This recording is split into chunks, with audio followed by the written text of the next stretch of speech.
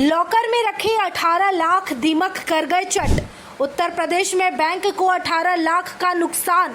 ग्राहक के गए 18 लाख के लिए क्या बैंक जिम्मेदार? क्या कहती है आरबीआई की गाइडलाइन?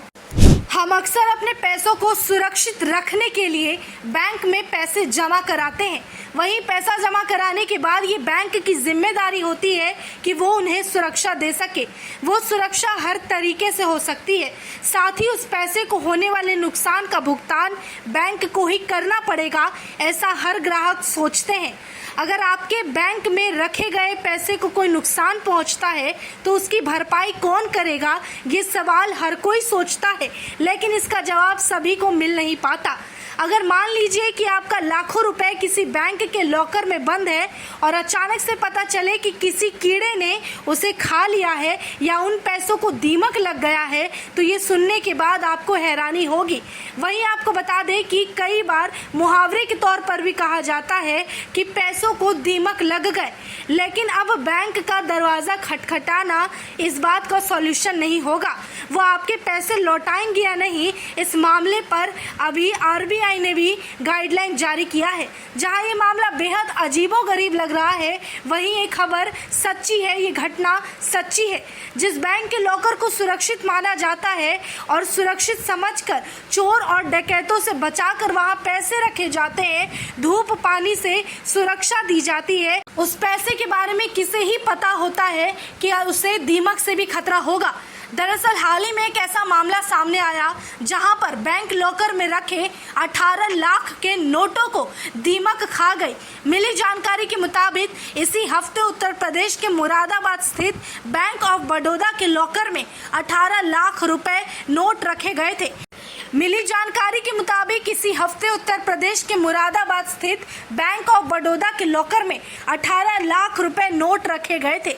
इस घटना की सूचना मिलते ही शाखा प्रबंधक से महिला ग्राहक ने इस बात की शिकायत की।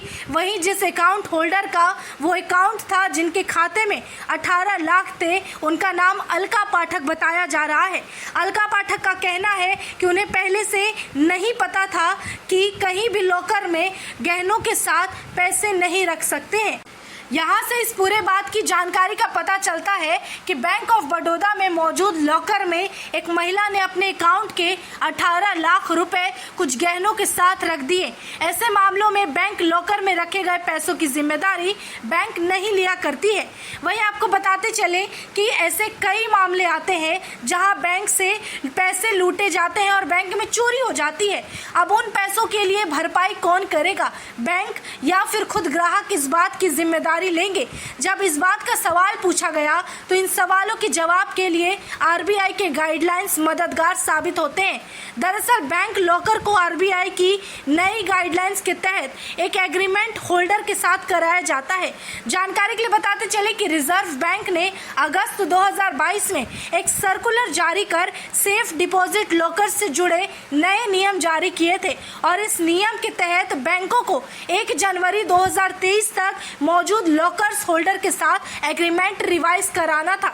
ये नियम पुराने लॉकर होल्डर पर लागू होने वाला था, वहीं नए ग्राहकों पर यह नियम जनवरी 2022 से लागू है। आरबीआई ने बैंकों के लिए मौजूद लॉकर होल्डर के साथ एक एग्रीमेंट नवीनीकरण की डेडलाइन 31 दिसंबर 2023 तक रख दी है।